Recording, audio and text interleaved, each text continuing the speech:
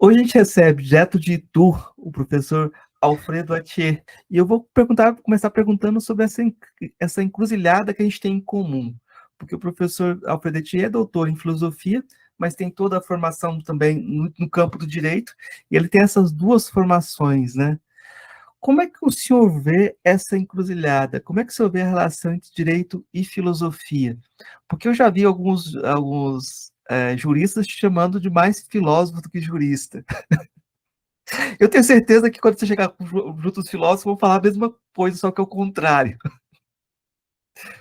Bom, eu fico, o Marcos, parabéns pelo seu filosofia pop. Eu estou muito feliz de ter sido convidado, tá bom? E agora, filosofia e direito. É uma pergunta complicada, porque deixa eu contar como é que é a minha formação. Eu terminei o colégio e entrei em direito, quando eu estava no segundo ano do colégio, do ensino médio. Eu, na verdade, fiz o colegial na época, né, que chamava colegial. Isso me torna muito velho, mas na verdade, o ensino médio. Eu fiz o ensino médio eu ia fazer medicina. E a minha irmã mais velha estudava na Faculdade de Direito da USP, lá na São Francisco, e ela me convidou para ir um dia lá na São Francisco à noite, quando eu ia ver um evento político. E eu fui. Eu estava exatamente no segundo ano do ensino médio. E aquele dia eu fiquei apaixonado pela faculdade, mas não pelo prédio. Eu fiquei apaixonado porque os estudantes estavam todos na rua fazendo protesto. E quando eu cheguei até o Salão Nobre, onde estava vendo a cerimônia, os estudantes lá da galeria, onde eu fiquei com a minha irmã, eles começaram a gritar porque eles queriam a presença de um professor específico lá onde estavam todos, aquela mesa formada. E esse professor era exatamente um cara contra a ditadura. A gente estava no finalzinho da ditadura militar. E esse professor aparece, então, e esse era o Gofredo, que escreveu a Carta aos Brasileiros. E aí ele vem, se senta, e imediatamente, naquele momento, estava lá presente o vice-governador do estado, que era professor da faculdade também, um professor brilhante, aliás, mais ligado à ditadura, e ele se retira da mesa. E os alunos todos gritavam, xingavam um e louvavam o outro. E aí eu fiquei realmente apaixonado por aquilo. Aí eu cheguei em casa à noite e falei para meu pai, ó, pai, eu não vou mais fazer medicina, eu vou fazer direito. E todo mundo, a minha irmã, claro, me incentivou, tal, mas todo mundo dizia, não, você vai sofrer muito, porque o direito lida muito com o sofrimento humano, blá, blá, blá, blá, blá, como se a medicina não lidasse. E aí decidi fazer direito. Só que eu cheguei na faculdade e eu fiquei absolutamente desiludido com o curso, porque era um curso, apesar de ter as matérias, ter um ar assim de humanidades, que no primeiro ano era Teoria Geral do Estado, com o Dalmo Dallari, era Direito Romano, que é uma matéria extremamente importante, só que era dada como se fosse uma introdução ao direito civil, bom, tinha várias matérias assim que não tinham a ver com muito com o curso, mas eu fiquei desiludido com o curso. Aí eu, bom, falei, o que eu vou fazer, né?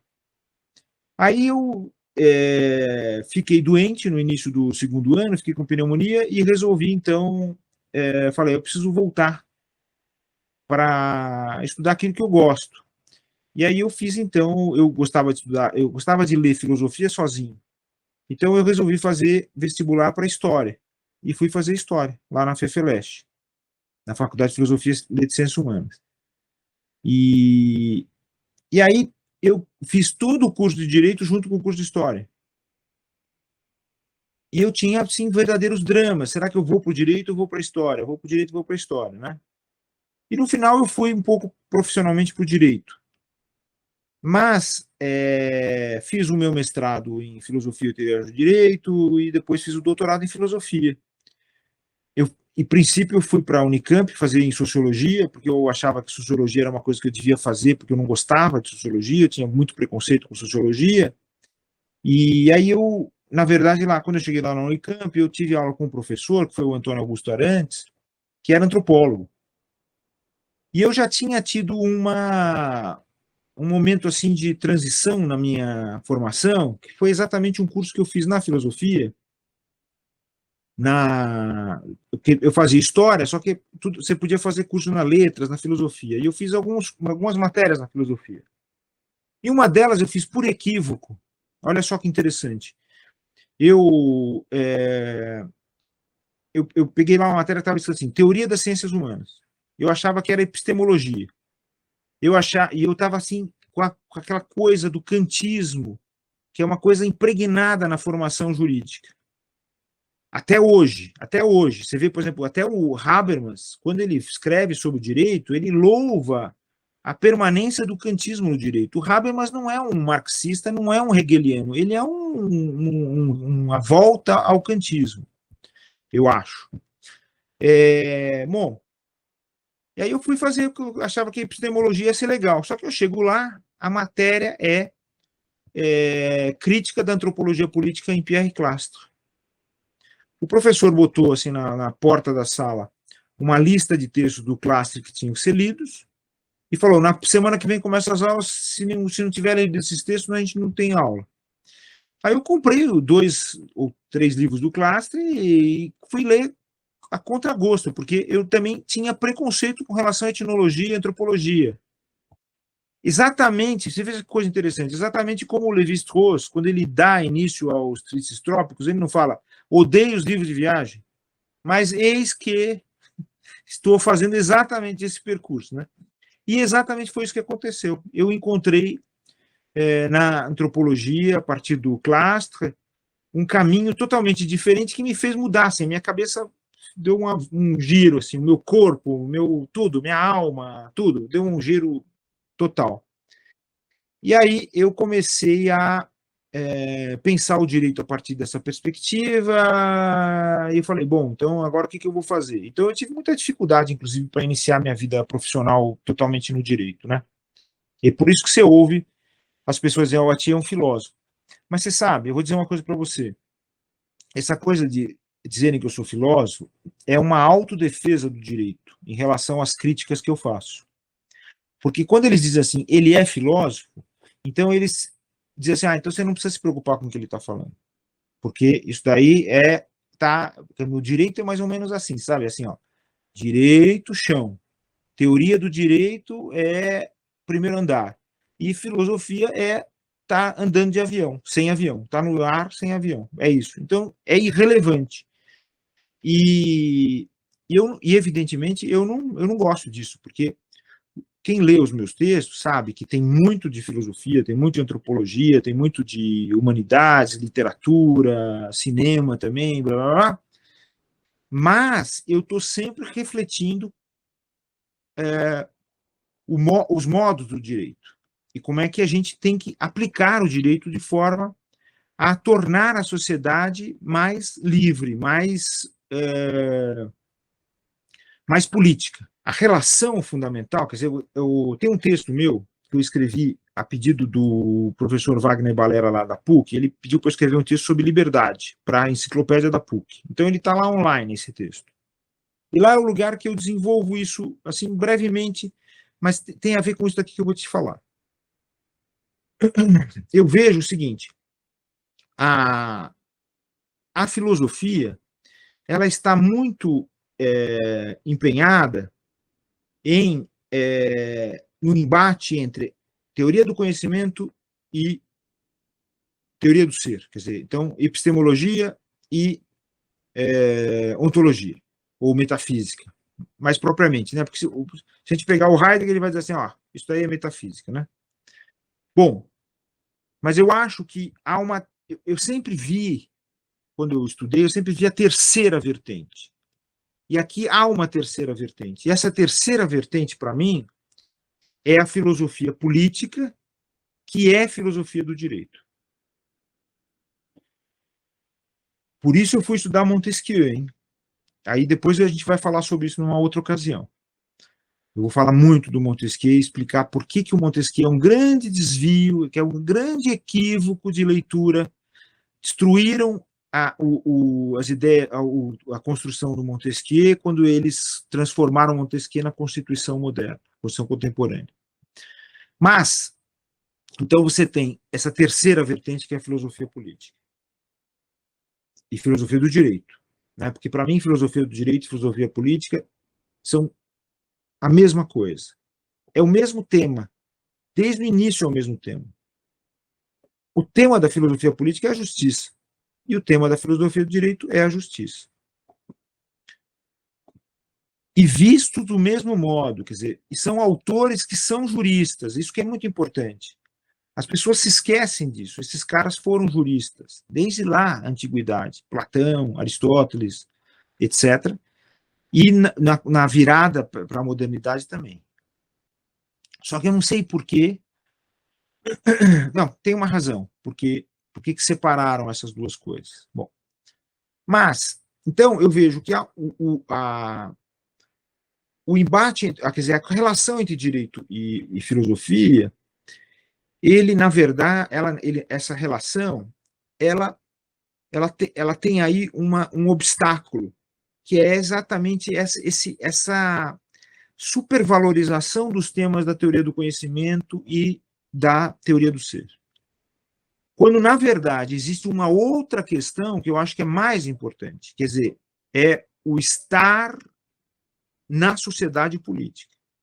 Então, e essa reflexão sobre o estar na sociedade política, no meu entender, é o momento em que o direito se permite construir alguma coisa que é uma filosofia própria, quer dizer, que não é nem teoria do conhecimento e nem teoria do ser. Só que isso não, essa visão que eu estou te passando agora, eu não consigo enxergar em ninguém. Ninguém tem essa visão. As pessoas confundem constantemente e fazem com que haja uma invasão do pensamento da epistemologia no direito e na política. E toda vez que eu falar agora direito ou política, eu estou falando a mesma coisa, tá? São sinônimos. Então, fazem uma invasão da teoria de conhecimento e fazem uma invasão da teoria da metafísica também no direito e na política. Quando, na verdade, existe uma...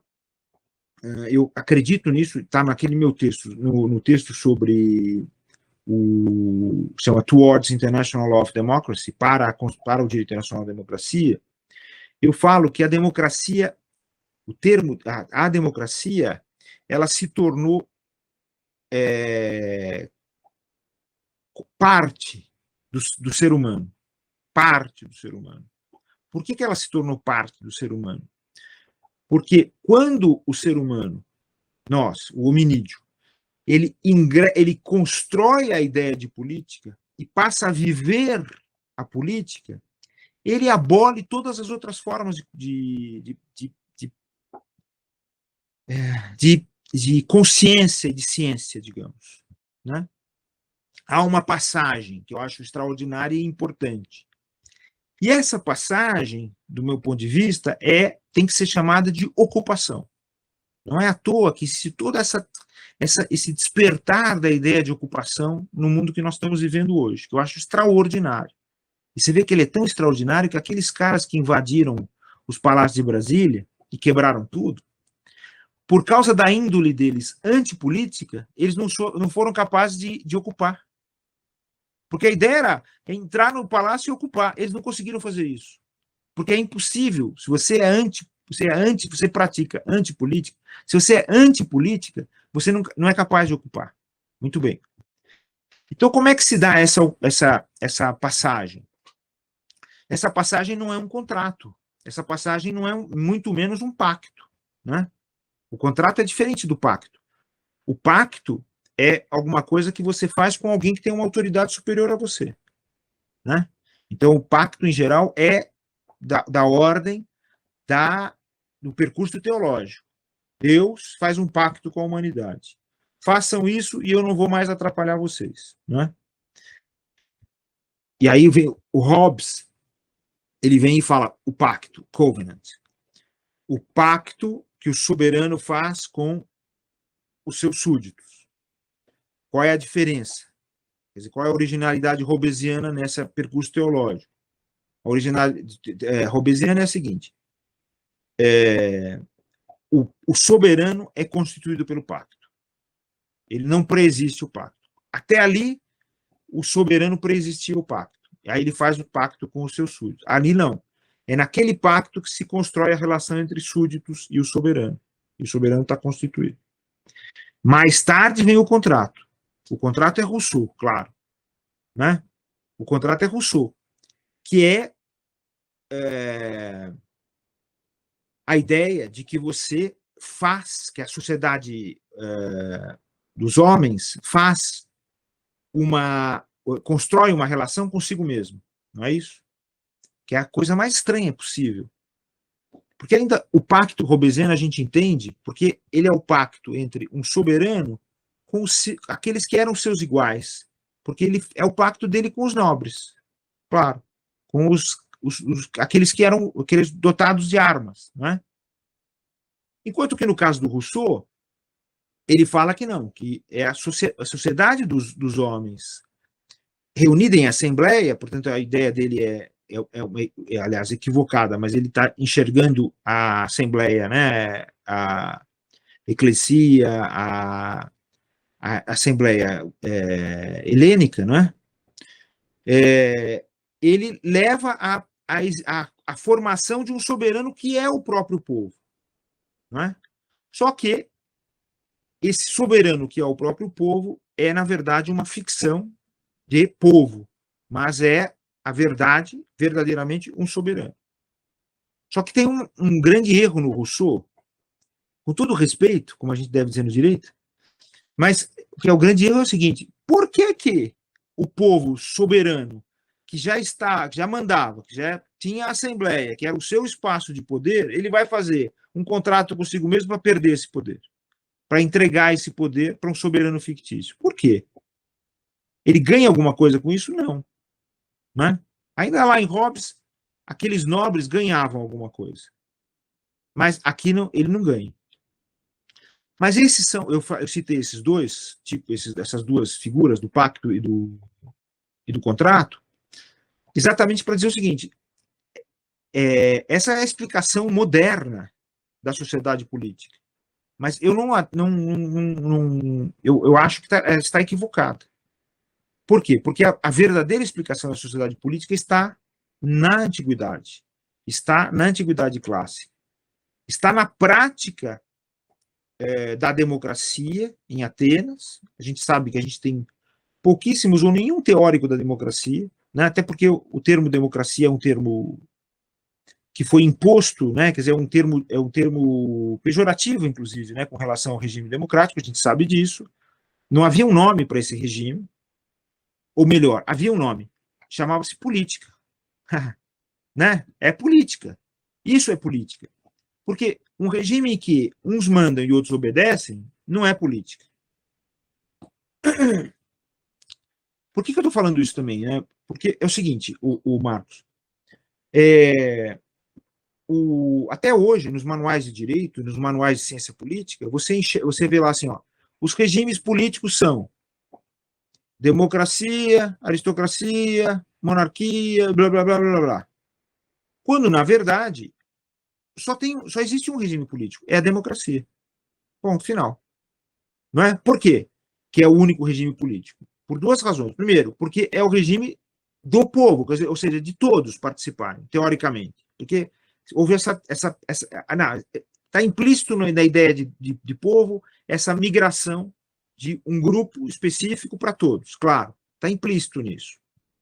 Mas tem uma outra questão que é mais importante, que é a seguinte: a política, ela se inaugura quando esse povo, ou seja, aqueles que não têm nada, mas eles percebem que eles têm uma importância crucial na construção das relações no interior de uma determinada sociedade, eles pegam e dizem assim: não, mas agora mas nós queremos ocupar esse espaço é nosso. E nós é que vamos tomar as decisões. Não vamos prejudicar ninguém, como nunca, jamais a democracia prejudicou alguma pessoa. Não prejudicou os ricos, não prejudicou os nobres, não prejudicou ninguém. Não é? Até essas figuras foram preservadas no interior do regime democrático. A gente vê, por exemplo, como eu falei para você, da importância do direito romano, a gente vê na construção da Constituição, que não tinha esse nome, mas a construção da Constituição romana republicana, a preservação de todos esses nomes aqui. Está lá o rei, está o rico, está o aristocrata, está todo mundo. Mas existe a figura do povo, né? Que ali, entre os romanos, eles aprenderam os juristas romanos, eles ajudaram a falsificar a ideia de que o povo eram todos, né? Eles ajudaram a falsificar essa ideia. Mas o povo é uma figura específica, né? São aqueles que não são dotados de nada, não é? E eles adentram, como dizia Aristóteles, eles vão adentrar a sociedade política. E quando eles vão adentrar não, eles vão criar a sociedade política, não é? Por essa ocupação. Então eles dizem assim, olha, eu vou negociar, nós que somos povo, vamos negociar com vocês que têm dinheiro, vocês que têm virtude, não é? Areté. E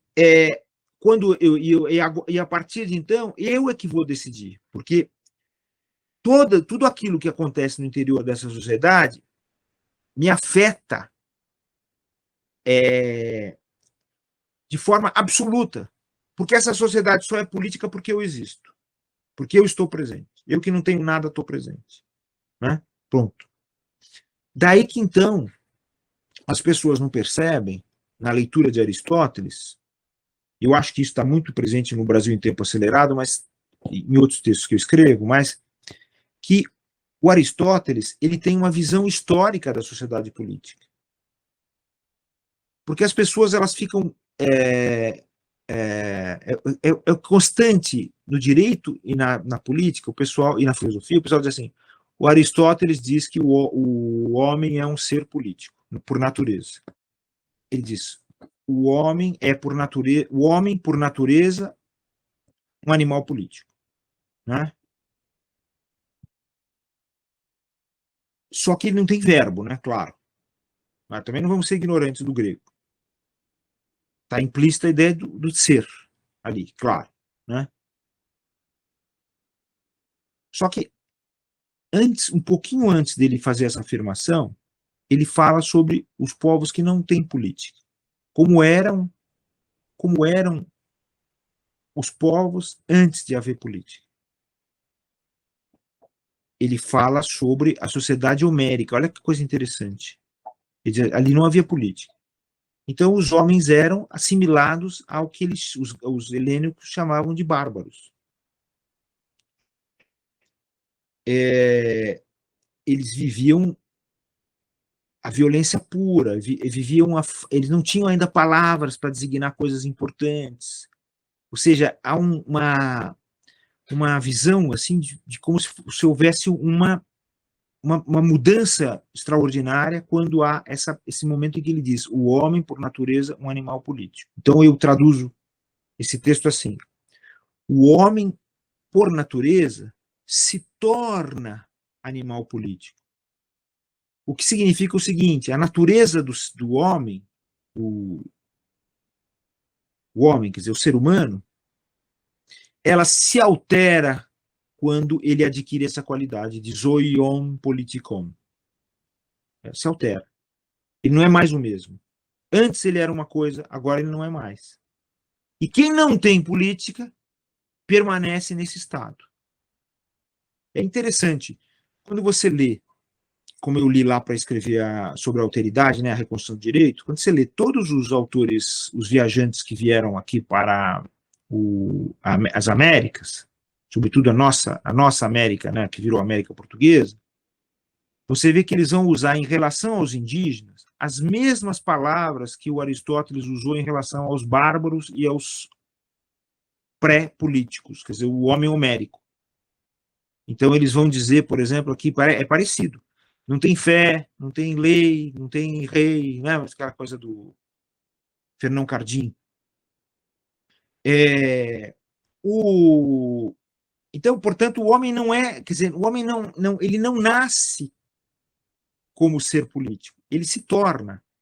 E ele se torna pelo ato da ocupação.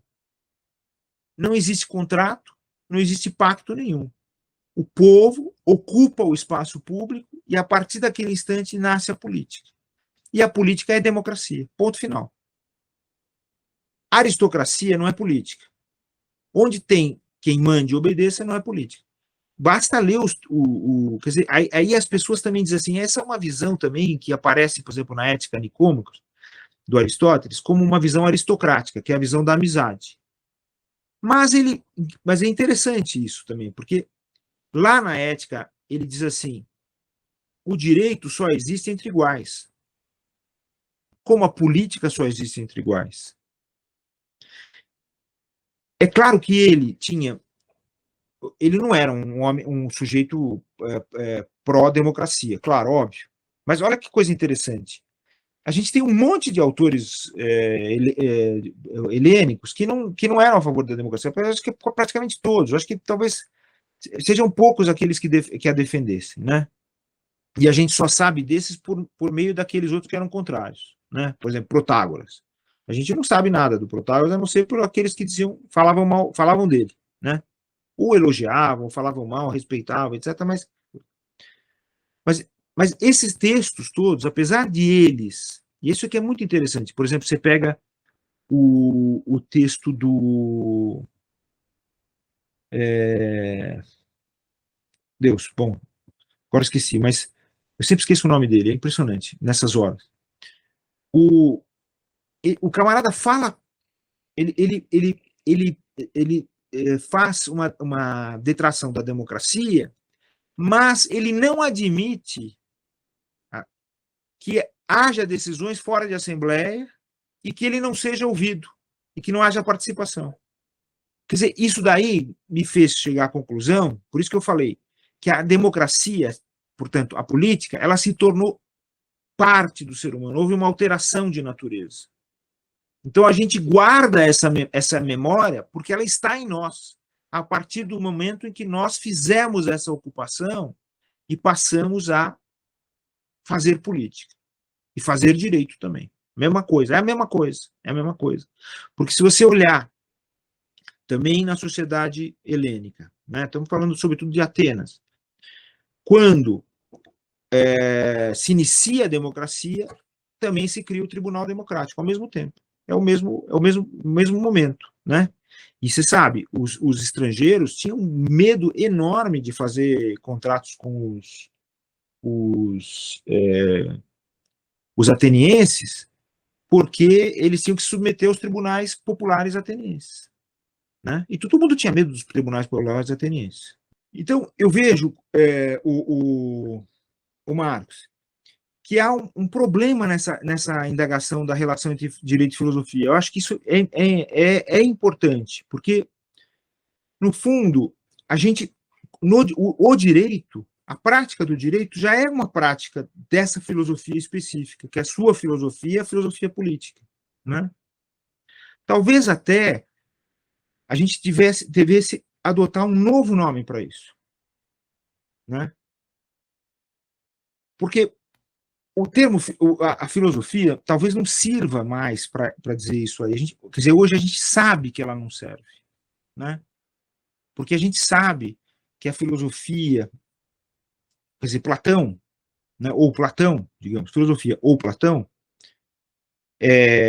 ela nasce com preconceito com relação à política, ou com um certo receio, digamos assim, da política, né? Muito embora, você veja, mas ele está na sociedade política e, portanto, ele já adquiriu uma natureza diferente. Ele não se livra disso aí com facilidade. Ele sempre vai cometer esse lapso. A República é um texto excepcional, voltado justamente a elucidar a questão fundamental da sociedade política, que é a justiça. Não importa se ele elucidou certo, se ele elucidou errado, não importa essa coisa dos reis filósofos e blá, blá, blá, eu acho que isso aí é desimportante.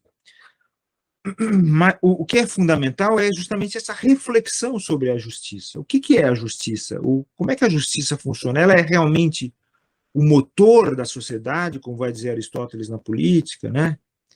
E talvez eu acho que é o motor mesmo. Eu acho que ele está corretíssimo ao dizer isso. E não cabe, essa, essa, essa, esse véu aristocrático que se põe sobre o trabalho dos dois, do Platão e do Aristóteles. Eu acho que não cabe. Ele é usado porque, lamentavelmente,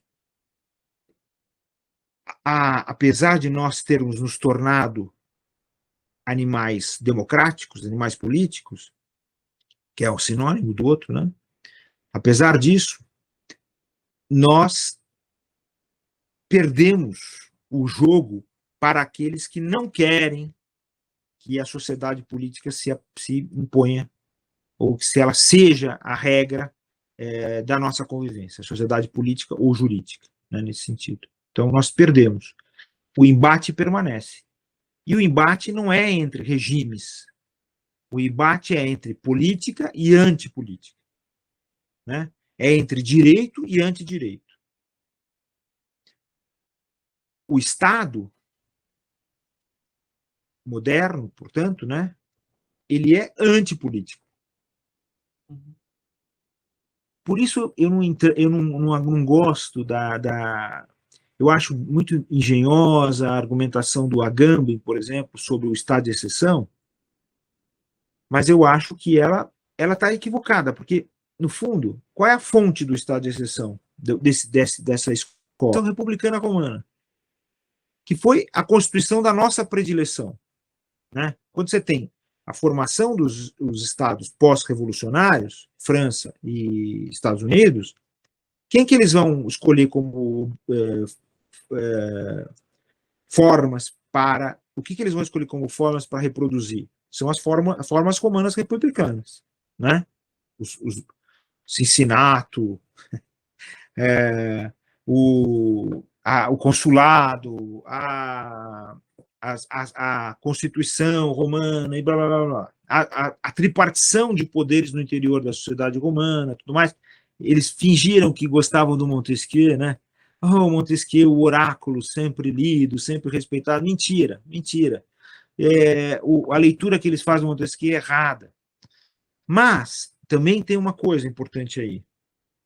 As revoluções americana e francesa, ou a inglesa, talvez, elas todas eram revoluções no sentido específico da ocupação. Elas foram embates para a ocupação, como aconteceu lá na Antiguidade, porque não foi assim, o pessoal chegou e falou, agora é o meu lugar, não é uma brincadeira de cadeira. Não. Há um embate, uma luta, e aí há a ocupação. E as revoluções foram isso. Só que, passado o momento revolucionário, vem um segundo momento, que é o momento constitucional.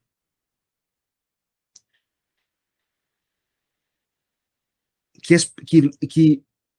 de má fé, a filosofia predominante do direito, a filosofia predominante da política, a ciência política, eles fazem assimilar os dois. É a Constituição revolucionária. Mentira, não tem Constituição revolucionária. Porque o momento em que eles vão escrever a Constituição, lá, tanto França e Estados Unidos e a Inglaterra antes, o que eles fazem? Aí eles fazem, só que essa Constituição vai ser produto de um pacto ou de um contrato, em que vocês, que são o povo, não vão fazer parte. Ponto final. Né? Muito bem. Pior do que isso, quando elas chegam aos demais estados revolucionários americanos, sobretudo o Brasil, a situação é muito pior. Porque ali, o que vai acontecer?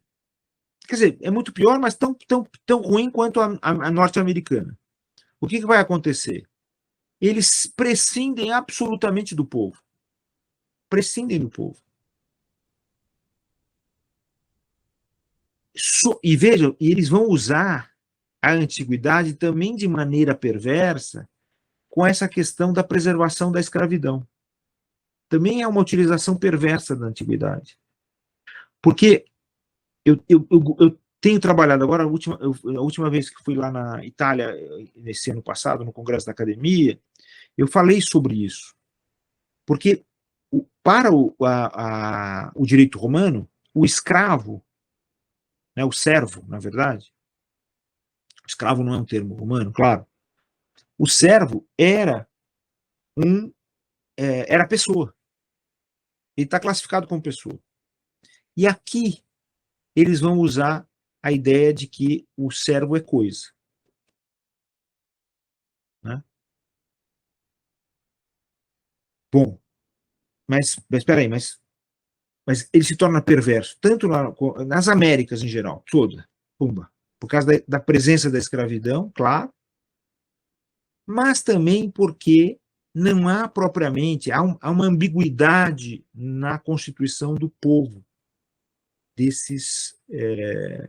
nas Américas. Quem é o povo? O povo é o europeu. São os descendentes dos europeus. São os proprietários. São os que têm patrimônio. Né? Esse é o povo. O resto não é povo.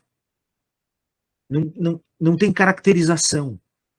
Não tem forma. Muito bem.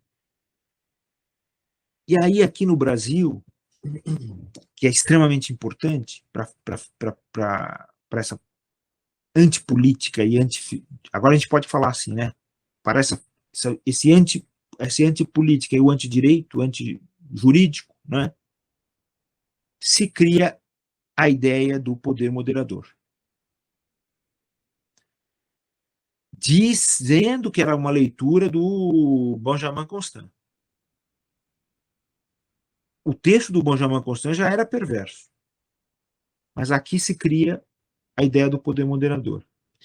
O que é o poder moderador? Que é a grande contribuição maléfica, cruel, do Brasil para o mundo. Nossa, super valorizada depois pelo mundo. O pessoal usou e abusou dessa. Porque o Brasil exporta muitas ideias. O poder moderador é o poder absoluto. Qual era a diferença entre os partidos liberal e conservador? Desde o início. Ainda na sua formação e depois na sua história no Império Brasileiro. A diferença era a seguinte: para os liberais, o poder moderador ele não estava apenas na mão do imperador e do seu conselho, mas ele também se espalhava pelo conselho de ministros. Ou seja, ele não era apenas atributo do imperador e do conselho de Estado, mas ele era também do conselho de ministros, quer dizer, do executivo, propriamente, quer dizer, aqueles que exerciam a função de governo. Não era só a função, não era só no Estado. Os liberais achavam que, então, o poder moderador, dele também participava a função de governo, dos ministros executivos, né? Quer dizer, os ministros no parlamento, certo? O gabinete. Enquanto que para os conservadores, o poder moderador era do imperador só, e ele podia usar o Conselho de Estado, quer dizer, portanto, só a função de Estado para o seu exercício. Ou seja, poder moderador foi uma técnica de perpetuação da alienação da capacidade política. Esse é o conceito. Né? Muito bem. Isso já está implícito na ideia de Estado. Eu conceituo o Estado como o Estado é uma forma de alienação da capacidade política, capacidade jurídica também. O Estado é forma de alienação da capacidade política e da capacidade jurídica. Ou seja, o Estado é formado para impedir a participação e ele aliena a política da sociedade. Então, para mim, né, é isso. A natureza do Estado é essa. Ou seja, conscientes todos de que a política e o direito o homem é um ser jurídico por natureza, né? O homem torna-se um ser jurídico, torna-se um ser político por natureza, e, portanto, todo mundo hoje guarda isso em si, porque essa é a nossa natureza. Então, o esforço todo do percurso histórico foi de afastar a possibilidade ou essa capacidade, o exercício desse poder, né? No Montesquieu, a gente vai ver depois no outro encontro, sei lá, se você gostar desse aqui, Marcos, não é isso que acontece. O Montesquieu, por isso que ele era detratado como o aristotélico magistrado, porque ele sacou que não era, isso daí estava errado. Muito embora ele seja filho do Hobbes, filho mais do Hobbes do que do Locke, porque também o pessoal associa muito ao Locke, né? Tem um problema também aí nessa questão, eu pulei o Locke nessa disputa aí. Mas ele seja filho do Hobbes, ele sacou desde logo que o Estado era isso que eu falei para você, alienação. Ele não diz isso, claro, né? Mas eu estou falando, mas ele sacou isso aí. Então ele vai criar um mecanismo para evitar que o poder se separe da sociedade. E o que é extraordinário, que é uma das coisas mais maravilhosas que ele diz, é o seguinte: o poder judicial, o poder de julgar, não pertence ao Estado, mas pertence à sociedade. Não é extraordinário? Ou seja, ele quer reviver o Tribunal Popular. Eu vou interromper aqui só porque então a palhinha do futuro também, que essa conversa vai acontecer. E eu acho que aí tem uma coisa muito interessante, que o Montesquieu é o autor que levou em conta a alteridade de uma forma fundamental no texto dele, nas cartas persas, no jeito de escrever. Então tem um trabalho aí que é muito, muito importante retomar esse autor. E eu acho que a gente vai ter essa conversa, vai ser a sequência desse papo de hoje, mas eu vou retomar para a pergunta inicial, porque aí você já me deu mote para um monte de questões que eu não vou conseguir desenvolver. Vou pegar primeiro um comentário geral. Eu trabalho no curso de Direito, eu recebi uma ementa do curso de Filosofia do Direito. E está lá, Gnoseologia Jurídica, lógica, epistemologia jurídica, e geralmente o pessoal coloca ontologia jurídica. As divisões existem antes do pensamento. E esses compartimentos fazem com que a palavra não exista, no sentido de aquilo que é pensável, né? E eu acho que a institucionalização das provas de concurso também gera esse tipo de lógica. Você tem que estudar para os concursos, a filosofia do direito vai ser. Não é que a filosofia do direito vira esse nome estranhíssimo, que dentro do direito eles separam a filosofia, não, ela é dogmática, né? Ela não faz parte da conversação do direito do cotidiano, enquanto a filosofia deve ser, assim, a forma como penso a filosofia, como você também descreveu, uma recontextualização. A gente precisa investigar e recontextualizar aquilo que a gente está pensando. Pensar sem chão e sem contexto é a coisa mais colonial possível, né? E a gente repete esse jogo e desde a ementa. Então você fica. Meu jogo todo é falar mal da ementa. Eu fico falando mal da ementa o ano todo. Dou os tópicos, mas falando mal da ementa. Mas eu queria voltar um ponto, nesse ponto, voltar um pouco para a gente continuar, que é justamente recontextualizar seu trabalho dentro da USP. E aí eu vou te falar dessa dupla vinculação, porque você tem essa ideia da filosofia brasileira execrada pelo pessoal da filosofia. O pessoal da filosofia fala assim, não, aqui a gente não faz filosofia brasileira, aqui a filosofia universal, hoje faz filosofia universal, hoje não faz filosofia. E o pessoal do direito fala, não, aqui a gente faz filosofia, sim, só que a filosofia do direito cai para a direita, tendencialmente. Né?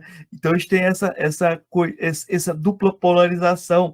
Então o pessoal da filosofia geralmente se nega a fazer filosofia, e o pessoal do direito faz filosofia, mas faz filosofia com todos, vira uma engrenagem que não faz parte do mecanismo, talvez, vira uma coisa, uma conversa própria, e os dois mundos parecem não se conectam. Por alguns autores eles fazem isso, e você é um dos autores, uma das pessoas que conhece essas duas engrenagens. Queria que você comentasse um pouco sobre isso, para depois a gente voltar, porque eu acho que isso é importante também. Bom, o Marcos, primeiro a gente tem que pensar se realmente o debate que se dá dentro da academia é realmente relevante, né?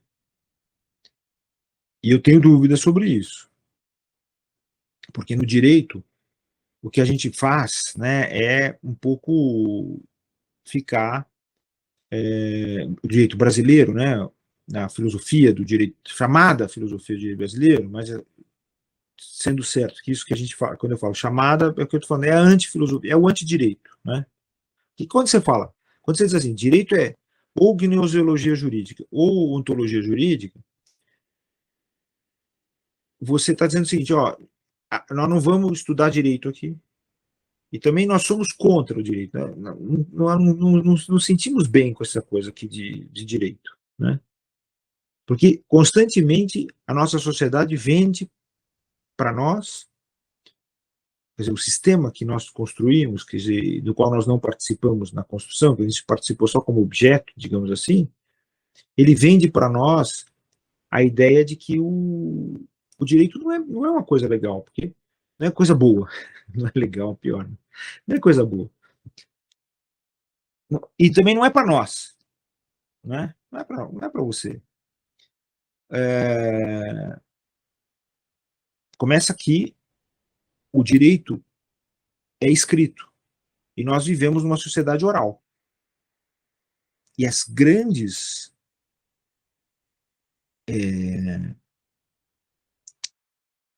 figuras, digamos, da nossa sociedade, as mais importantes, as grandes presenças da nossa sociedade são da oralidade, são afro e são indígenas. Mas isso é desconsiderado. E o direito não é feito para eles, né? Para o eles. É feito para o nós que o fazemos, digamos, né? Não somos nós dois aqui, claro. Então, então não é para eles. Então eu tenho que impor, inclusive, uma forma. Se você quiser, se você quiser entrar no direito, você vai ter que se converter. Então é a conversão. Quer dizer, o primeiro passo é a conversão. E a conversão é perversa. A conversão explica a nossa história, né? Nós somos conversos, né? Isso está lá naquele texto que eu te falei da reconstrução do direito da alteridade. Porque ali naquele texto, eu falo sobre os modos do mesmo e os modos do outro. E os modos do mesmo, quer dizer, do dominador, aquele que é o colonizador, né? Eles são conversão, representação, ilusão, opressão, exploração.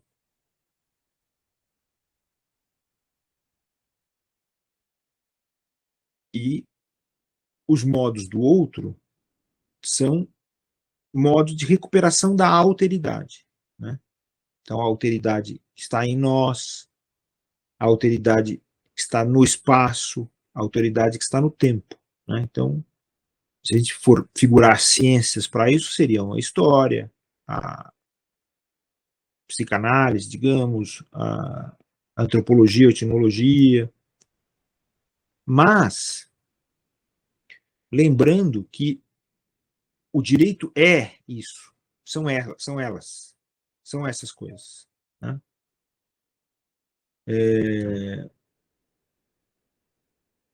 São essas coisas. E não são aqueles modos do mesmo, né? Os modos do mesmo. Você vê que são categorias platônicas, né? Só que vistas assim, viradas, vistas de do ponto de vista do outro, talvez, né? Ele é o que impõe aquelas categorias, né? Mas também a gente não deve também, mas quando eu falo isso, quando eu faço essa crítica e falo assim, esse tal autor errou, tal, a gente não deve levar a sério essa coisa desse autor ou não, porque também a gente, na verdade, começa a ficar brigando com os filósofos, que são, na verdade, nossos aliados, porque eles são aliados nesse curso dessa reflexão, né? Nessa construção civilizacional. A filosofia é um processo civilizacional. Então, eles são nossos aliados, né? Muito embora a gente divirja deles. Não, não é culpa do Kant, por exemplo, eu estou sempre criticando o Kant, mas não é culpa do Kant que todos nós somos dominados ou colonizados. Não é ele, não é essa figura, mas é alguma coisa que está ligada a essa estrutura que ele estabeleceu, né? Essa forma que ele estabeleceu, esse modo da filosofia que ele estabeleceu. Agora, mas então, mas como é que isso? Qual é o problema desse direito existente, realmente existente, digamos, seja lá o que for a filosofia do direito? É que ela é aqui no nosso país, ela é simples, então somente uma repetição de autores estrangeiros, né? Modismos. No século XIX eram muitos franceses e os ingleses. No século XX vão se tornar os americanos, vão se tornar os alemães, não é? E a gente faz a filosofia em língua portuguesa falsamente também, porque, na verdade, são traduções, péssimas traduções desses autores que escrevem em outras línguas para outros contextos. E que, claro, é importante a gente conhecer, porque eu acho que, e sobretudo conhecer na língua original, isso é muito, muito relevante. Mas também me faz perguntar, porque eu estou conversando com você, Marcos, me faz perguntar também por que a gente também não faz a nossa filosofia em alguma língua indígena. A gente tem quase 300 línguas indígenas que não são consideradas oficiais aqui, mas deveriam ser. Eu acho que um dos primeiros passos para o Brasil ser um país que está querendo construir realmente uma sociedade política verdadeira, né, digamos, autêntica, não verdadeira, mas autêntica, seria reconhecer as línguas indígenas e afros que estão aqui. São nossas línguas também, não é só o português, que também a gente não fala português. Quando a gente vai para Portugal, eles não dizem que a gente fala português, eles dizem que a gente fala brasileiro. Então, de fato, a gente precisa enriquecer o nosso brasileiro reconhecendo essas outras línguas. A gente precisa reconhecer os territórios também. Os indígenas são os donos do território brasileiro. A gente precisa refazer o tema da propriedade aqui. Né? Então, não é só reforma agrária, é lindo reforma agrária, mas é importante reforma agrária, mas é também refazer a ideia de propriedade e os vínculos de propriedade. Né? Precisamos refazer isso. Os indígenas são os donos do território e a gente precisa estabelecer os títulos de transmissão para saber por que hoje esse ou aquele são donos de meio Brasil e outros não são donos de nada. Para recuperar a ideia de propriedade e refazer essa ideia. Propriedade é existência, né? Propriedade não é propriedade no sentido que a construção da moderna fez, né? Quer dizer, privado, né? Uns privados, outros não. E os afro-brasileiros, as afro-brasileiras, são a maioria do povo brasileiro. Então, portanto, são o povo brasileiro. São o povo. Acabou. Então, é preciso conceder a ocupação a esses, né? É preciso incentivar a ocupação destes, né? Do eles, afinal. Então você vê que ela tem dois componentes. O componente do território, que é indígena, e o componente da ocupação efetivamente democrática, que é afro. Pá. E essas duas coisas têm que acontecer. Se não acontecerem, nós vamos continuar poder moderador. Poder moderador. E nós somos poder moderador até hoje. Né? Não é à toa que esses sujeitos medíocres aí, que de vez em quando falam de poder moderador, ficam falam sobre isso o tempo inteiro. Né? Por quê? Porque isso está na nossa cultura, lamentavelmente. Nossa base de colonialidade mais original, né? Eu vou começar um curso de filosofia do direito agora, eu vou usar como primeiro texto o conto lá do Machado de Assis, Pai contra Mãe, que é aquela história do pai que não consegue ter uma estabilidade financeira e vira caçador de escravos, quando ele vai entregar o filho, ele encontra uma escravizada que está grávida, não tem a mínima compaixão por ela, um aborto. Então, tem dois direitos ali em conflito. E eu acho que esse é um mote muito bom para a gente pensar a segunda parte desse seu livro, Brasil em Tempo Acelerado, né? Porque a gente tem esse conflito como a história do Brasil também, né? O Machado de Assis retratou muito bem essa disposição. E eu queria que você explicasse, ou desse pelo menos uma dica do que é essa aceleração e quais são essas duas dimensões de um conflito que é nossa história. Bom, o Marco, sobre isso, eu vou lembrar que na minha formação, é uma formação meio estranha, porque eu aprendi música, a ler música, antes de aprender qualquer língua. Né? Minha primeira língua é a música. Então, eu vivo pensando muito a música. Eu sou aquele cara, meu filho mais novo estuda cinema, né? E, nossa, eu aprendo muito com ele, assim como aprendo com o mais velho, que é mais ligado à literatura. Um é mais na imagem, outro literatura.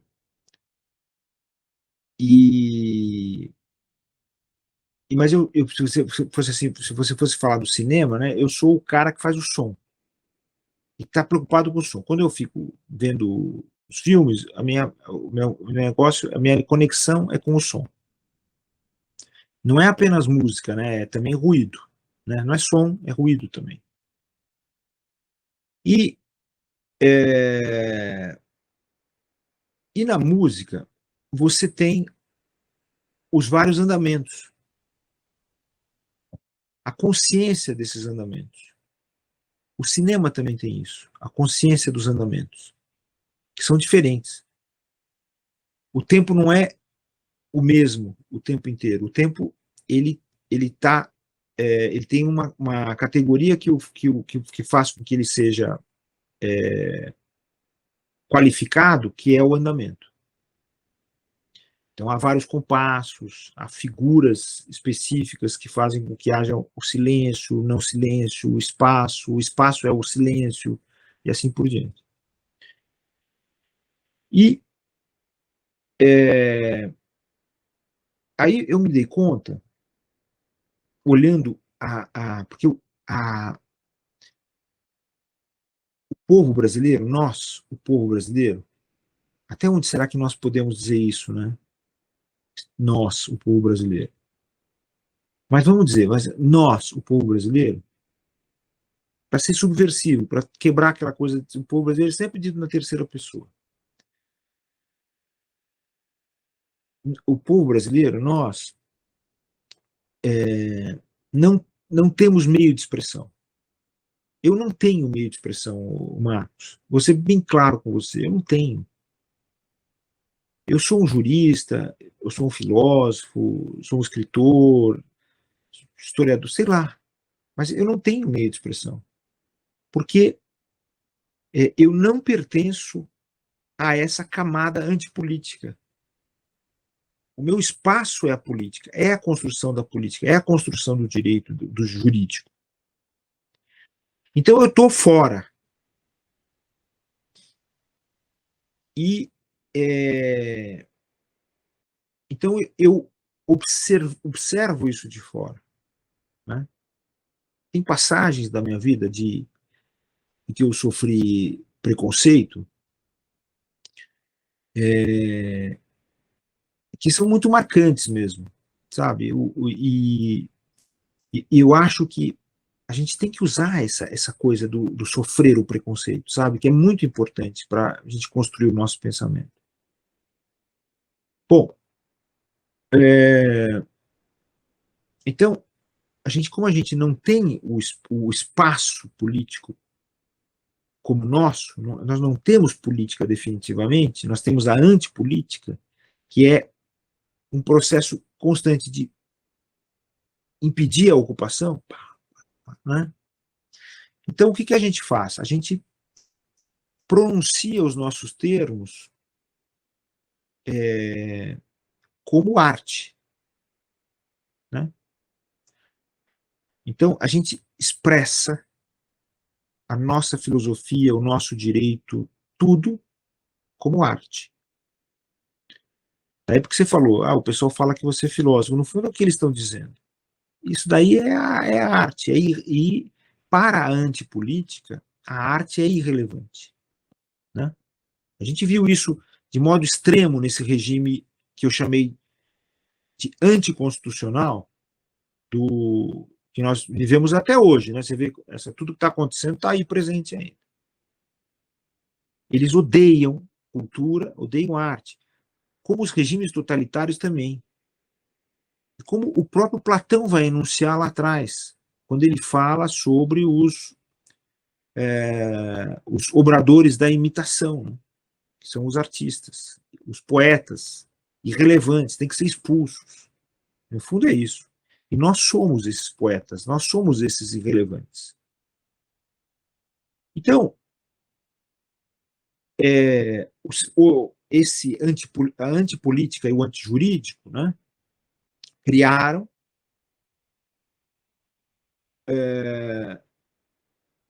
anti-arte. E essa anti-arte é o seu andamento, né? Do ponto de vista musical, é o seu andamento. E qual é esse seu andamento? Falando do ponto de vista assim, como uma metáfora. Mas eu falo muito de metáfora.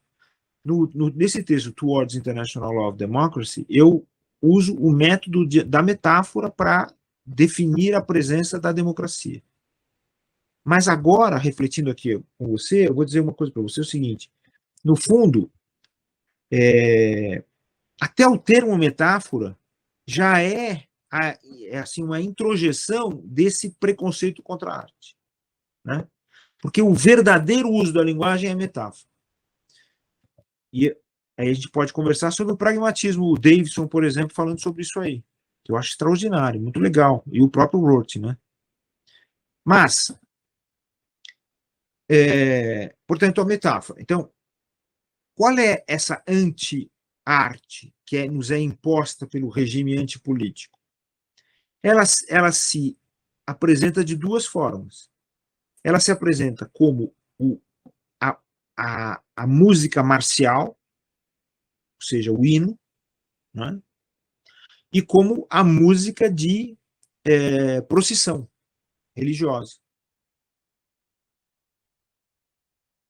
E o andamento dessa música é um andamento dado por tempos fortes e tempos fracos. Tipicamente, talvez binário, por exemplo, a gente pensa no hino, né?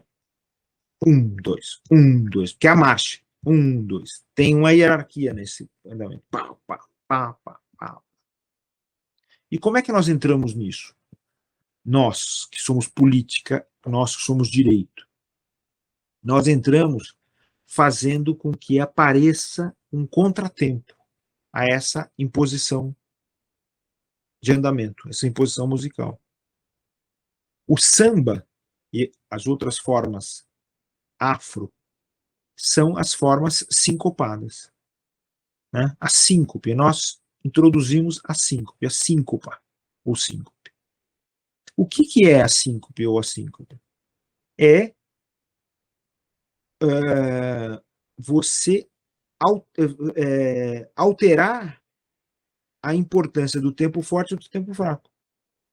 A síncopa é exatamente você iniciar o compasso ou a frase musical pelo tempo fraco, né? Então, o maior exemplo disso, como eu pus lá no texto do Brasil em Tempo Acelerado, é a subversão do hino pelo Noel Rosa, com que roupa? Que é o hino, ao contrário, é o contra-hino. Ouviram do Ipiranga as margens plácidas. Aí vem o Noel Rosa e chega e fala assim, ó. Agora vou mudar minha conduta. Lá, lá, lá, lá. Tarará. Eu sou péssimo cantor. Mas você vê que ele pega a forma do hino e muda. É exatamente é o oposto do hino, o andamento. Porque é irônico, mas também porque ele está querendo um espaço de comunicação que o hino não permite. Né? A mesma coisa acontece com a música de procissão, o andamento da procissão. Né? Aquela cantilena. Né? E a música dita popular, e porque é democrática, digamos, porque é política, porque ele é jurídica, né? Ela constrói o seu andamento contra isso. E você vê, por exemplo, no hip hop, no rap, não tem essa coisa de você ter o você tem aquela a batida musical, e o que a palavra faz? Ela não se introduz ali no meio, quebrando todo o andamento daquele que já é esse já é sincopado. Ele já é a música mesmo.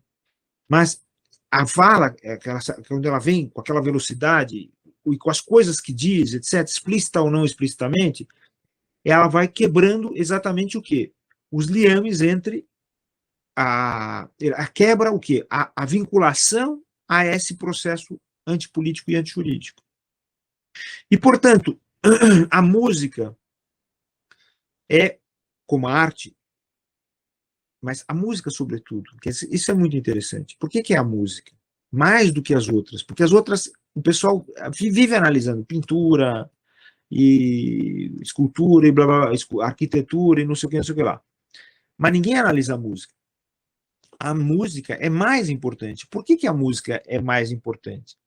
Porque a política e o direito dependem da voz. A gente não dizia que lá na antiguidade uma das características da democracia era a isegoria? Então era aquela coisa, o segundo aspecto, que é importante também, que hoje em dia está muito relevante, muito assim, se tornou importante também no interior do nosso pensamento, que é a ideia do levante. Que o que é o levante? Para mim, a primeira ideia de levante, ela está nos textos literários helênicos, quando se pergunta assim, quem quer usar a palavra? Aí um cara pega e se levanta e vai lá e fala, eu vou falar. Não é isso? E aqui é a mesma coisa. Esse levante é isso. Eu quero usar a palavra, porque eu quero que aqui, o meu projeto predomine. Só que ele não tem espaço na política. Então eu canto. Ou a própria, o dedilhar dos instrumentos, etc., etc., é esse cantar. É a voz. É essa voz que quebra essa política que quer impedir a nossa presença. Então, o primeiro passo, digamos assim, de entendimento é esse de que existe essa contraposição. Por que Brasil em tempo acelerado? Porque o que acontece é o seguinte, a gente viveu nesses últimos anos, não agora do anticonstitucionalismo, mas no século XXI, a gente viveu a aceleração do tempo brasileiro. Por quê?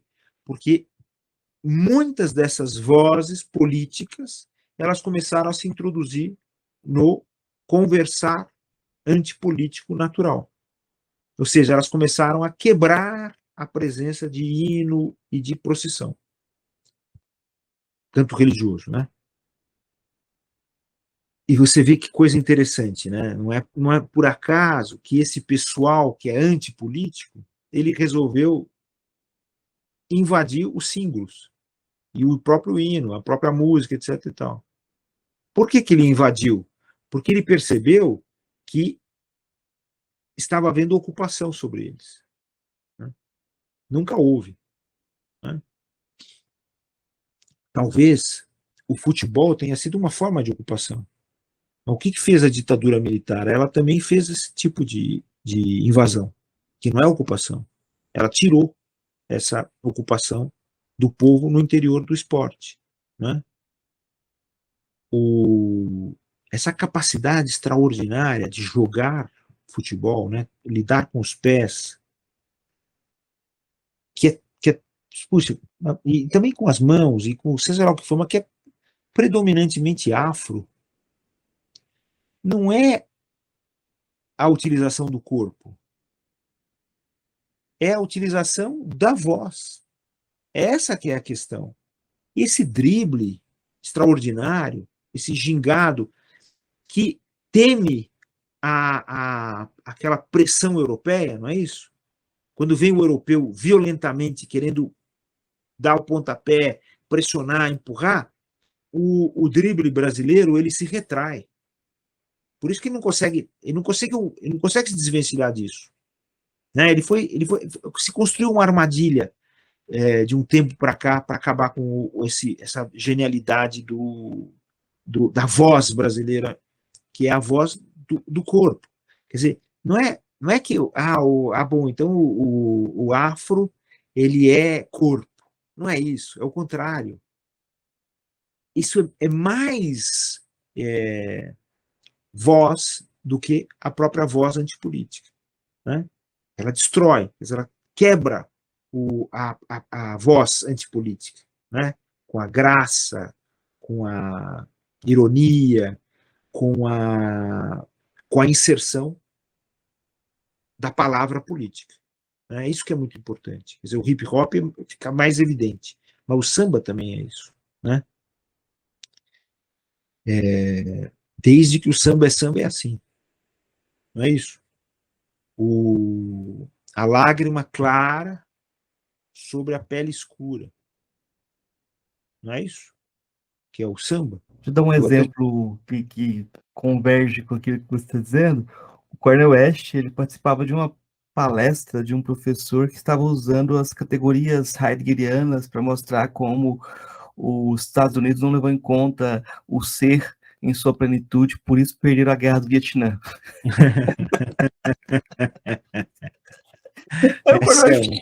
O Cornel West falou assim, não, o seu trabalho academicamente é muito bom, mas você não está levando em conta que a maioria do pessoal que estava lutando era negro, que não estava querendo estar ali, e começou a cantar Marvin Gaye, What's Going On, tipo, e cantou a música inteira, e falou assim, e para completar, o Heidegger é um provinciano, um caipira, que nunca viu um negro, ele não sabe, você não pode trazer o Heidegger para explicar nosso contexto, explicar, mas ele não falou, as negativas são mais minhas, ele foi muito mais sutil nesse jogo, ele teve a ginga para fazer isso, né? Mas a ideia de você cantar para expressar aquilo que não pode ser expresso e para, de certa forma, ali não tem como argumentar também mais. Que é o mais relevante se expresso.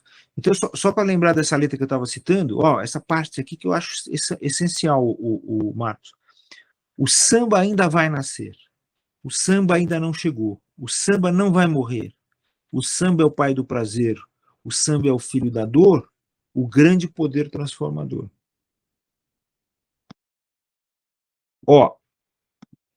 É claro, a gente tem que valorizar o hip hop, o rap, etc. Mas não pode deixar o samba, de jeito nenhum. Porque é o samba que também se contrapõe a uma outra forma da cultura antipolítica, que é esse falso sertanejo, né? Que é a expressão do sertão agrobusiness. Que é esse cara que você acabou de falar, do Heidegger provinciano, lá na floresta. É esse cara desse falso sertanejo. Porque também a música caipira é uma música extraordinária também, uma música também maravilhoso. Tem aquele texto, não se pode falar muito mais do caipira do que falou o Antônio Cândido, né? Mas também esse outro aí, que é uma outra forma da antipolítica que agora está presente. Porque, no fundo, como a antipolítica ela é contra a arte, contra a cultura, contra...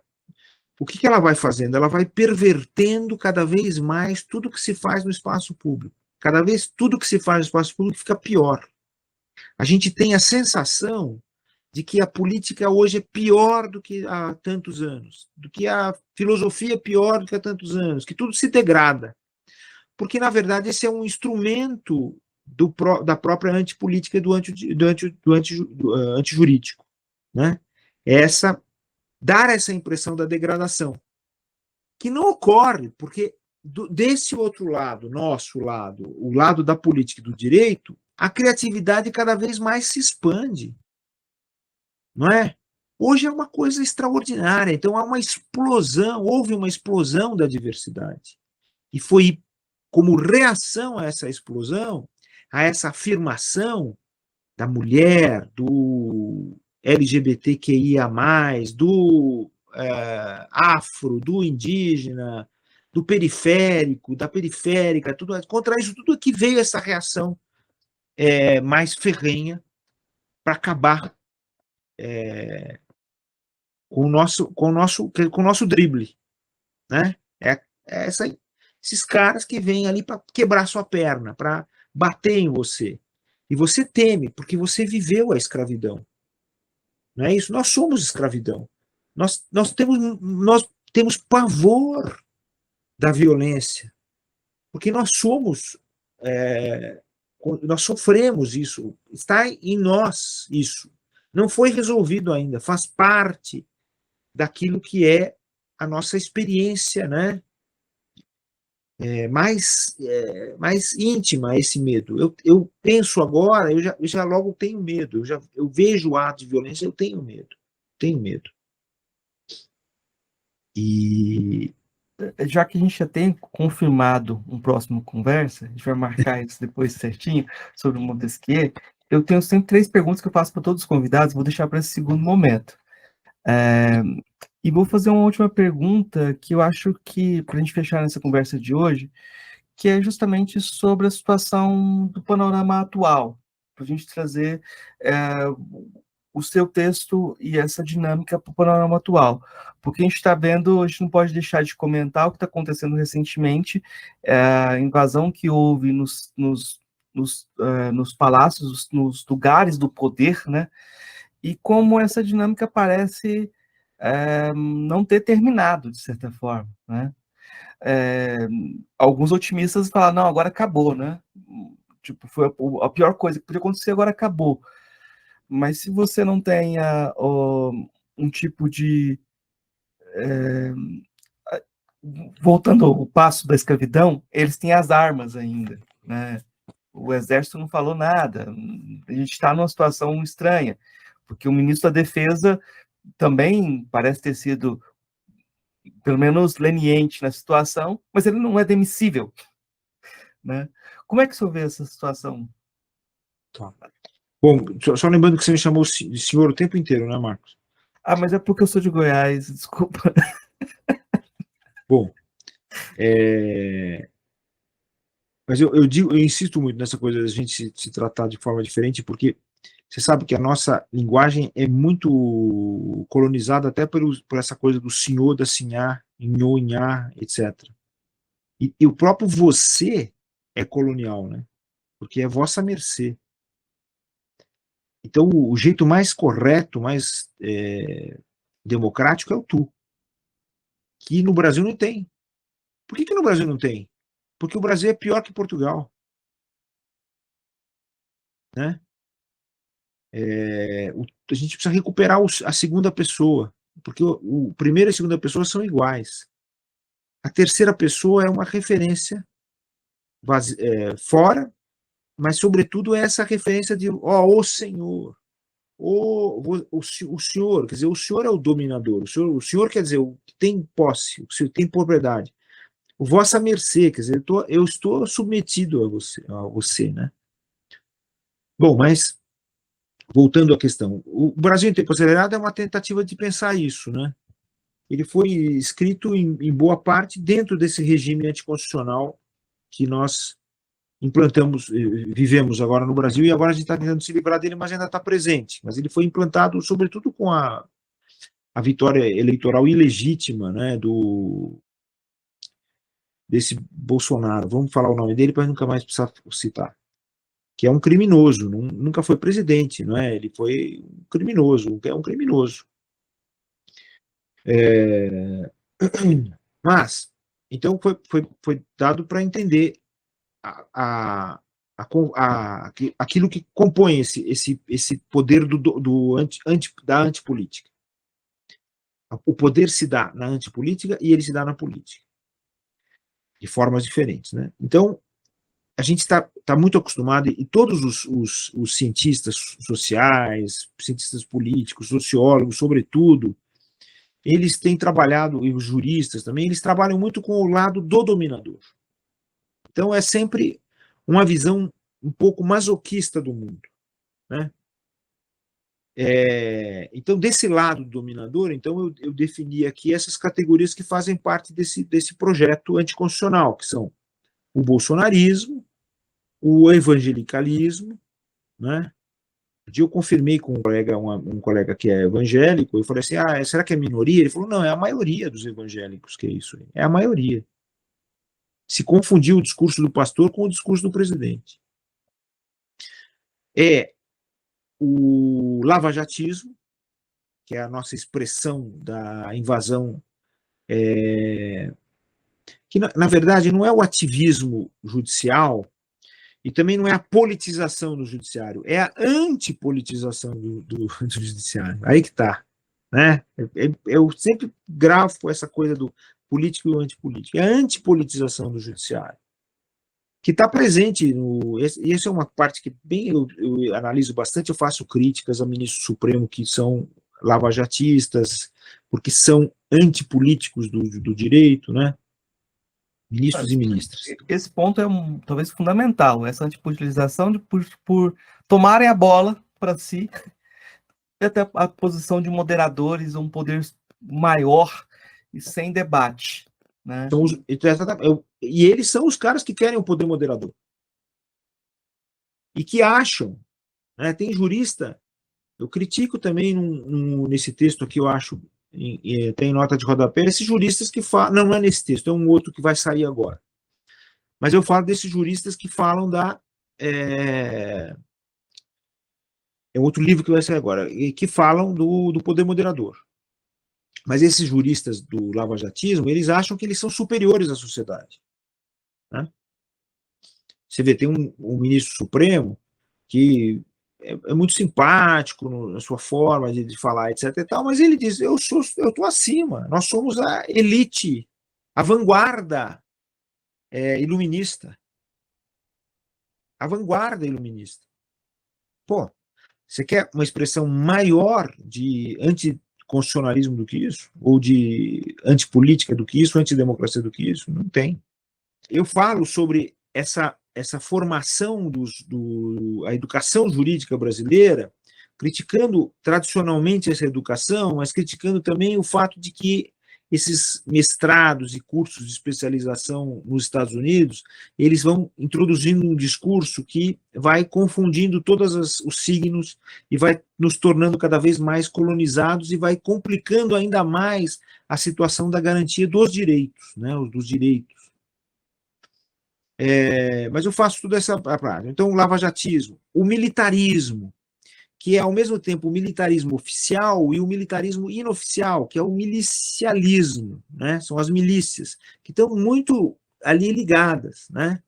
Esse governo último armou a população, não a população, também esse é um vício da gente falar isso, armou os proprietários, os grandes proprietários, né? Que têm mais armas, segundo se prevê, do que o eficiente das polícias militares. Por isso que também é um pouco, você também tem que lembrar que também há um pouco de receio aí nesse enfrentamento. Não é só identificação, porque há identificação. Né? Não é à toa que o ministro da Defesa falou, eu tenho parentes e amigos lá. Por quê? Porque também é assim que vê a cultura militar brasileira, das polícias militares e das Forças Armadas. não houve uma revisão constitucional da segurança pública, os dois estão ligados. E as polícias militares têm um poder extraordinário no Brasil. Elas estão em todos os gabinetes, de todos os palácios, de todos os poderes. Bom, talvez seja até maior do que o próprio Exército, tem o próprio Forças Armadas, porque tem essa mística das Forças Armadas, mas a gente se esquece desse braço, efetivamente, que são as polícias militares. Extremamente perigoso. Mas é também os proprietários armados. Mas também o sertanejo, que é o agronegócio, né? Essa coisa do... tudo isso, na verdade, poderia sintetizar com um termo. É a permanência da colonização. É o processo de colonização que não acabou ainda. Ele vai devastando natureza, meio ambiente, não é contra, e matando indígenas. E matando quem? Os periféricos. E quem é que foi posto na periferia? A nossa sociedade constrói a periferia. São os afro-brasileiros. Né? Ponto final. Então, ele vai matando isso tudo, porque é o processo de colonização que permanece. E quem é essa figura que nós dissemos o nome dele agora há pouco? Quem que é essa figura máxima que dá o nome ao bolsonarismo? Esse sujeito não é um ditador. Isso eu falo no texto. Ele é um feitor. Ou seja, é aquele camarada que não tem liderança, mas ele quer se entregar para alguém. Eu quero que alguém mande em mim. E eu vou fazer aquilo que esse alguém que manda se realizar. E como é que ele faz isso? Batendo nos mais fracos. Pela voz e pelas armas, pela violência do Estado, etc. Ele vai matando mesmo. O projeto de matar as pessoas pela Covid tem a ver com isso. É o processo de colonização em andamento. Olha, quanto mais a gente matar esse pessoal, melhor para nós. Né? Porque eles ficam mais fracos. É esse que é o coisa. Bom, mas aí eu disse, mas qual foi a minha originalidade? Penso. Eu gosto muito dessa coisa de originalidade. Essa é a minha vaidade, é a única que eu tenho, essa da originalidade e da criatividade. Na minha tese de doutoramento, lá na USP, a banca fez questão de escrever isso na ata, que eles elogiavam, sobretudo, a criatividade e a inventividade do autor. Eu. Bom, o que eu posso fazer, né? A vaidade faz parte da vida. Mas, e faz mal pra gente, né? Porque é péssimo você ser vaidoso e sobretudo, assumir a vaidade assim em público. É horrível, é péssimo. Mas, qual foi a minha inventividade, a minha sacada, digamos? Foi eu ter colocado o outro lado, o lado político. Quer dizer, então, você tem os dominadores que nos oprimem, mas eu coloquei nós, os dominados, os que estão submetidos. A partir da premissa que eu acho extraordinária, eu acho linda, que é romana, e que o Maquiavel sacou. Ele disse assim, as leis romanas, o direito romano, diferentemente do direito e da política helênica, né? Eu não uso o termo grego, eu prefiro. Ele era resultado da luta entre patrícios e plebeus. Então, portanto, a gente precisa saber quem são os plebeus. Porque quando a gente fala democracia, a gente fala assim, o poder do povo. Mas quem é o povo? Eu sempre volto a fazer essa pergunta, o Marcos. Então, a gente precisa saber esse lado. Quem é o povo? Quem é a democracia brasileira? Porque não é o regime que está aí. Certo? Então, eu procurei definir nesse texto quem é o povo. Quer dizer, quem é esse que explode em diversidade e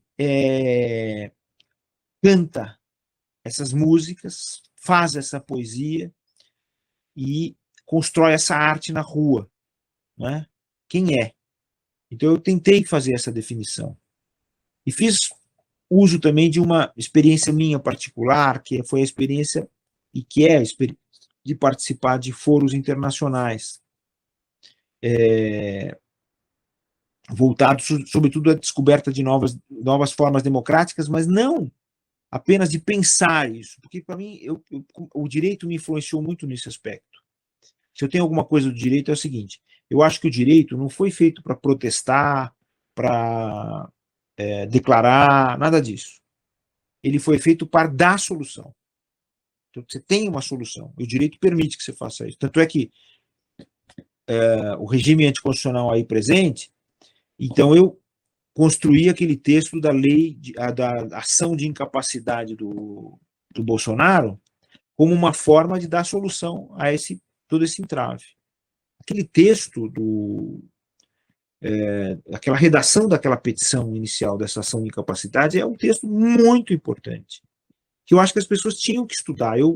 Olha, não é porque eu escrevi, mas eu acho que ele é fundante, porque ele mostra a capacidade que o direito tem de dar solução a um problema sério que nós estávamos vivendo. Só que, claro, caiu nas mãos do Supremo, não adianta. Não adianta. Não tem ali uma luz que apareça para mudar isso, porque esse pessoal está todinho, apesar de todo o respeito, blá, blá, blá, que a gente tem que dizer, etc., claro, vamos ser claros, mas eles estão todos vinculados a esse processo tradicional da educação antijurídica e antipolítica brasileira. Todos, eles e elas. Todos eles.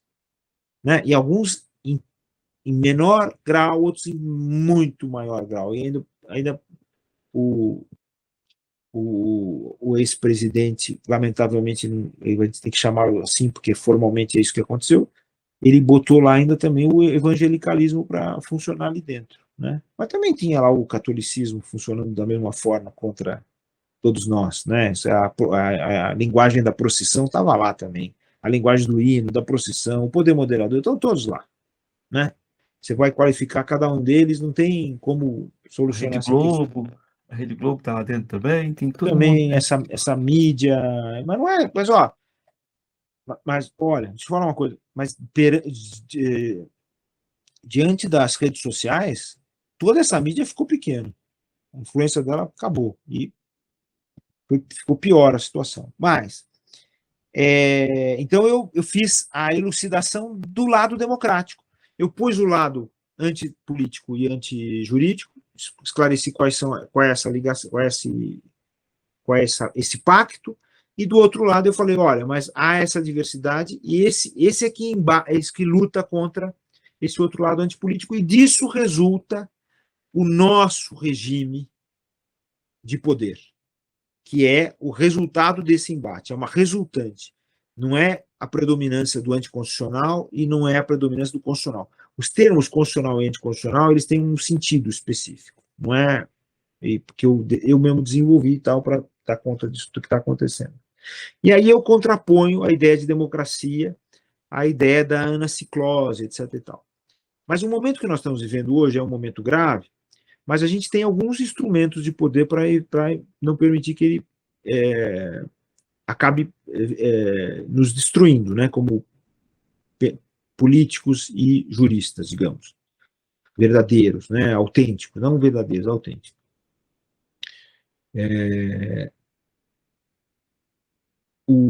Autênticos por quê? Territoriais, indígenas e povo afro, certo? Por isso que é autêntico.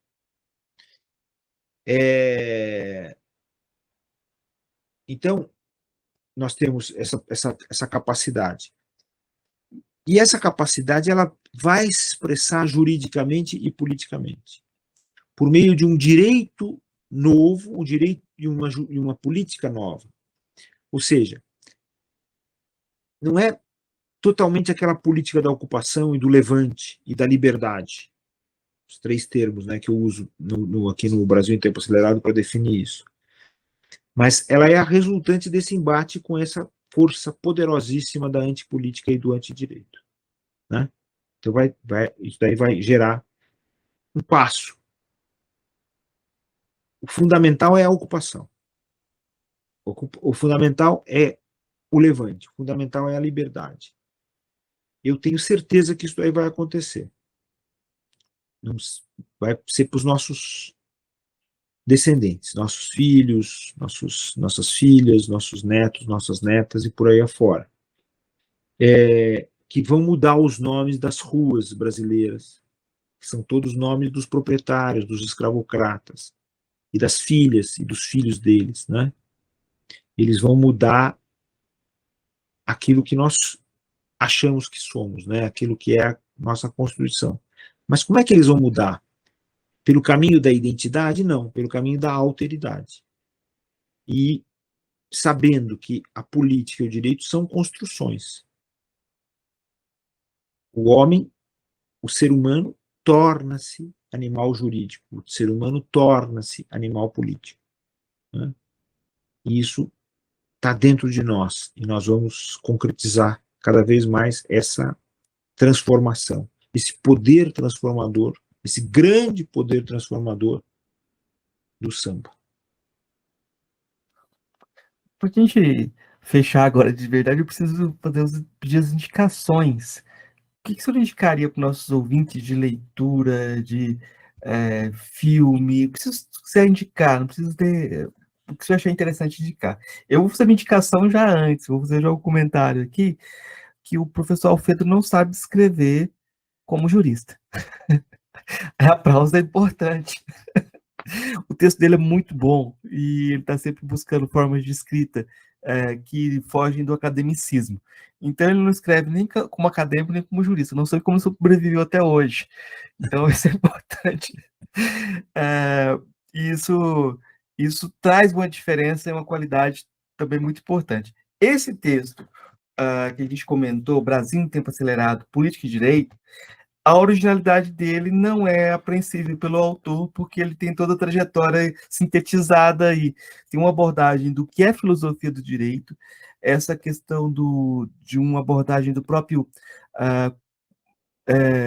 a percepção do movimento anticonstitucional também é algo que situa bem o que está em jogo aqui, né, nesse momento. E eu acho que essa colisão entre dois Brasis, ela é já vista de muitas formas, mas agora trazer ela para o direito, isso que é interessante, né? E aí eu vou fazer uma indicação complementar, que é o livro do Roberto Aguiar, O que é Justiça, o Roberto Aguiar, O que é Justiça, uma abordagem dialética. Eu acho que é um texto muito interessante que está nas edições do Senado, as pessoas podem baixar gratuitamente. É um texto que inaugura, não sei se eu posso usar a palavra inaugura, mas é um texto que merece ser revisitado por trazer essa tensão como base do direito, né? Não a busca da harmonia, simplesmente, né? Traz muitas considerações que são importantes para a gente. Vou recomendar o podcast que a gente fez com a Isis Aparecida Conceição, sobre teoria crítica racial. Eu sempre recomendo o trabalho da Isis, porque ela traz essa dimensão de interseccionalidade para o direito, e ela me ajuda a falar que ou a gente está pensando as coisas, elas não estão acontecendo, então, se a filosofia do direito aparece na sua prática, é porque você não está pensando também. E também o texto do Pierre Clastres, Sociedade contra o Estado, que o Ailton Krenak vive lembrando desse texto, e da importância do Clastres e da importância do próprio Darcy Ribeiro. Mas a indicação são essas. Professor, quais são as suas indicações hoje? Bom, tem muita coisa, mas me inspirando nas suas indicações, eu acrescentaria, por exemplo, ao Aguiar, o professor Roberto Lira Filho, que tem um texto chamado Diálogo com Marx sobre o Direito,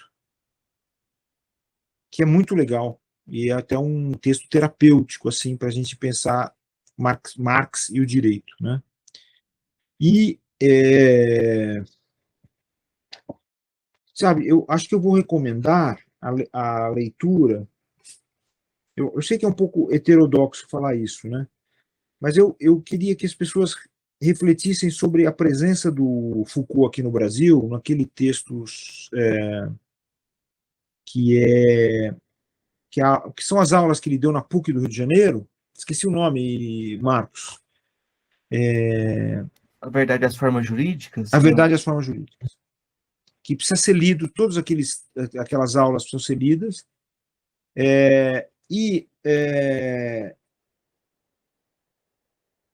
Com o nosso olhar brasileiro, né? E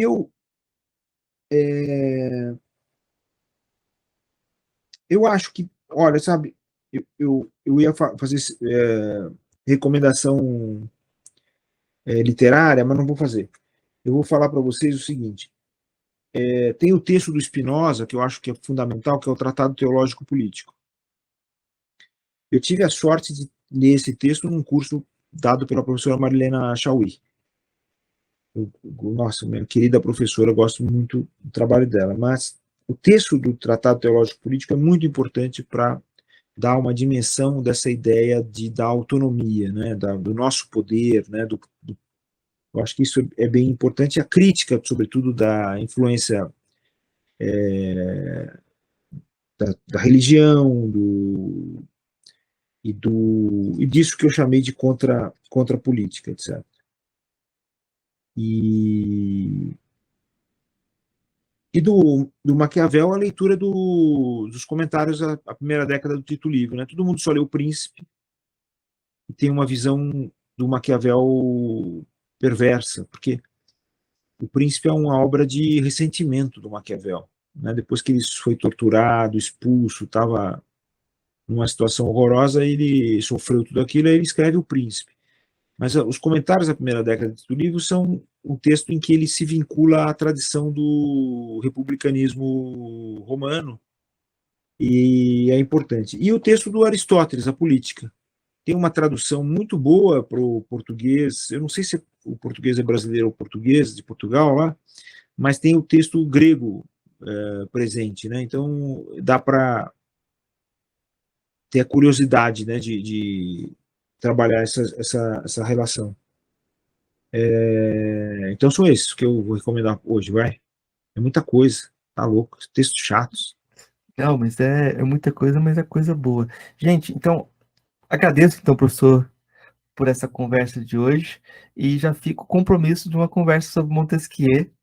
Não, já vai ser inalienável esse compromisso. Então, marcamos para a próxima. Muito obrigado, professor. Obrigado, Marcos, eu que agradeço e parabéns pelo Filosofia Pop e obrigado pelo convite. Eu que fico feliz. E eu vou aprendendo muito aqui nesse diálogo com você, né? Inclusive o jeito de, de falar. Espero que o pessoal goste. Espero que você tenha gostado e que o pessoal goste. Não, eu gostei muito.